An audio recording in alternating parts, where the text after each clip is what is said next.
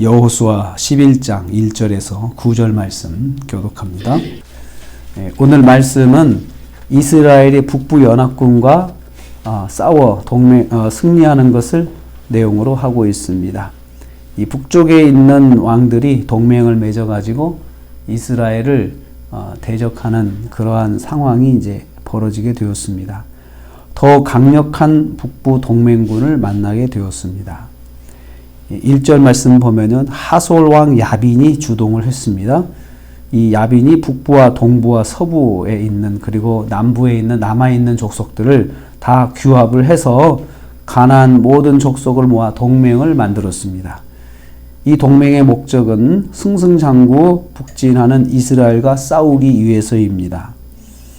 그래서 그들은 모든 군대를 동원했습니다. 4절 말씀 보니까요. 어느 정도의 군대가 모였느냐? 백성이 많아 해변에 수많은 모래 같고 말과 병거도 심히 많았다. 총동원령을 내렸습니다.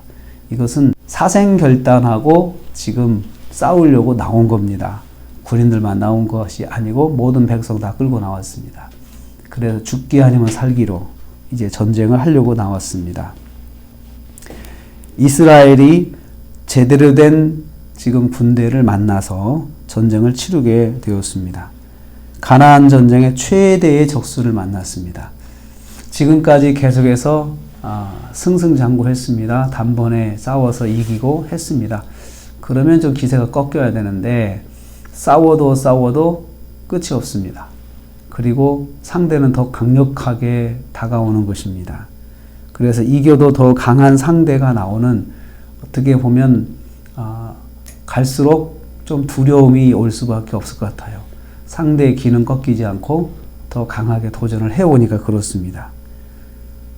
우리도 이런 일을 겪을 수 있습니다. 승리 뒤에 더 큰 도전이 올 수가 있습니다. 이 일이 끝나면 마무리가 될 줄 알았는데 더 큰 일들이 또 다가올 때 우리가 참 당황이 되고 또 싸우는 거에 대해서 더 지치고 또 새로운 싸움에 대한 두려움이 생길 수가 있습니다. 이때 여호와께서 여호수아를 찾아오십니다. 그래서 여호수아가 여호와의 말씀을 들은 걸로 6절 말씀이 시작이 됩니다. 여호와께서 여호수아에게 이르시되, 그러니까 하나님께서 먼저 여호수아에게 말씀을 해주셨습니다. 그들로 말미암아 두려워하지 말라. 왜 이런 말씀하셨을까요? 많은 말들이 있지만 왜 두려워하지 말라는 말이 먼저 나왔을까요? 여호수아와 이스라엘이 지금 두려워하고 있습니다. 왜냐하면 상대가 너무 많습니다. 그리고 상대가 작심하고 싸우려고 나왔기 때문에 그 많은 인원과 그리고 상대의 그런 결심이 그들의 군대를 보면서 보이기 때문에 두려움이 온 거죠. 하솔 왕의 북부 동맹군의 기세에 입이 딱 벌어졌을 것입니다. 야, 저 정도로 사람이 많고 저 정도 많은 군대가 왔으니 저 많은 말 그리고 저 병거들 이런 것들이 이제 정식으로 이제 군대로 이 사람들이 싸우려고 왔으니 얼마나 무서웠겠습니까? 마음에 기가 죽었을 수도 있습니다. 저걸 또 어떻게 이기나 이렇게 생각을 하겠죠.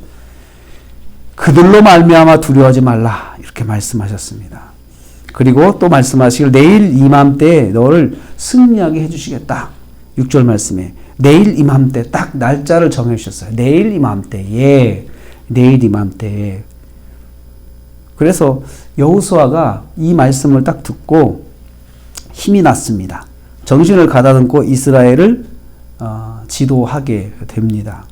감당할 수 없는 난관을 만났을 때 여호와께 엎드려 지혜를 구해야 합니다. 저는 이 상황에서 여호수아가 엎드려서 하나님께 나갔다고 생각을 해요. 만약에 나가지 않았으면 하나님께서 만나시는 일이 여기 기록되지 않았을 거죠. 여기에는 여호수아가 이제 어떻게 할까요? 하나님께 나갔고 하나님께서 거기에 대해서 답을 주신 것이 6절의 말씀이라고 생각을 합니다. 감당할 수 없는 난관을 만났을 때 먼저 여호와께 엎드려 지혜를 구해야 됩니다. 모든 상황 속에서 우리는 그렇게 해야 합니다. 하나님 어떻게 할까요? 하나님 제가 어떻게 해야 합니까? 이렇게 기도를 해야 합니다. 여호수아가 하나님 말씀을 듣고 7절부터 보니까요. 7절 말씀 보니까 즉시 공격을 합니다. 하나님의 약속의 말씀에 의하면 시간이 하루밖에 없어요.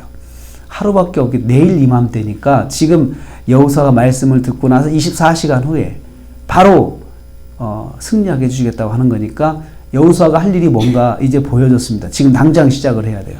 지금 당장 공격을 해야 돼요. 보면 뭔가 대책이 있어 시작한 게 아니고 하나님께서 시간을 정해주셨으니까 하나님 말씀 믿고 시작을 한 거죠. 하나님 말씀 믿고.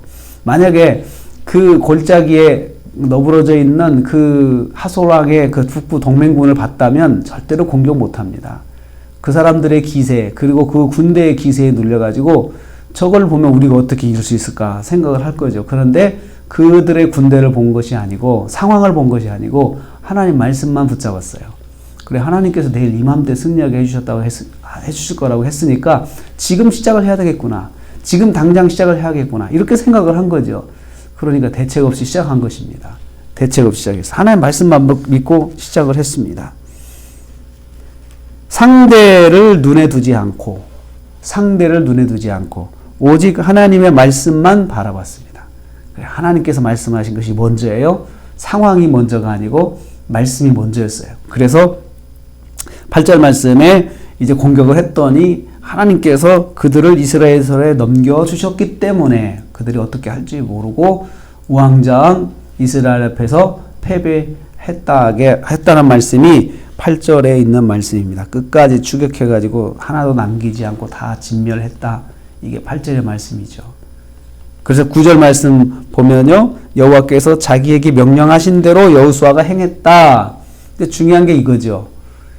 다 진멸하라고 했으니까 말 얼마나 탐나겠어요. 그 말, 이스라엘은 말이 없거든요.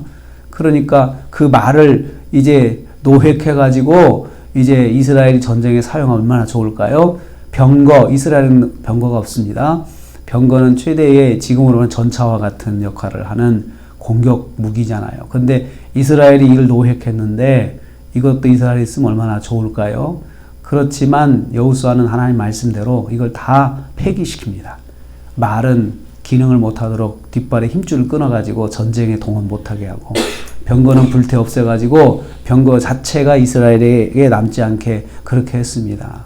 중요한 것이 이것입니다. 하나님 말씀대로 시작했으면 끝까지 하나님 말씀대로 가야 되는 거예요. 근데 사람들이 하나님 말씀대로 시작하고 승리한 다음에 하나님 말씀을 어길 때가 많아요. 뒤끝이 이제 하나님 말씀대로 안 갈 때가 많다는 거죠. 처음부터 하나님 말씀대로 했으면 끝까지 하나님 말씀대로 지켜야 참 아름다운 모습이지 않겠습니까? 오직 하나님만 바라보고 공격해 승리했고, 그리고 그 상황을 눈에 두지 않고 하나님 말씀을 바라보고 공격해서 승리를 했습니다. 이것이 승리의 비결이죠. 하나님 말씀대로. 그리고 또 한 가지는 끝까지 하나님 말씀대로. 끝까지 하나님 말씀대로. 우리가 지금까지 하나님 말씀대로 살아왔으면 끝까지 하나님 말씀대로 사는 것이 더 중요합니다. 끝까지. 근데 사람이 마음이 그렇지가 않을 때가 있습니다. 그것을 이겼습니다. 여호수아는 하나님 말씀 듣고 시작했고, 또 하나님 말씀대로 승리했고, 그리고 하나님 말씀대로 또 순종하는 것을 보여주었습니다. 아무리 강하고 많은 그런 상대가 와도 하나님께 엎드려서 지혜를 구한 여호수아가 승리했습니다. 오늘도 우리가 하루를 삽니다. 무슨 일을 만나면 제일 먼저 할 일은 하나님께 엎드리는 겁니다. 하나님 어떻게 해야 됩니까? 하나님 제가 어떻게 해야 됩니까? 그리고 하나님 말씀을 듣고 말씀만 눈에 두고 시작을 해야 돼요. 약속의 말씀을 받았으면 그 약속의 말씀만 눈에 둬야 되죠. 자꾸 상황을 보면 안 됩니다. 겁먹고 저런데 내가 어떻게 해? 이런 상황에서 내가 어떻게 해? 하나님 약속의 말씀을 자꾸 뒤로 물러가게 하는 것이 바로 상황이거든요. 이 상황을 바라보지 않고 하나님 약속의 말씀만 붙잡고 하나님께 엎드려서 승리하시는 저와 여러분 되시기를 주님의 이름으로 축복합니다.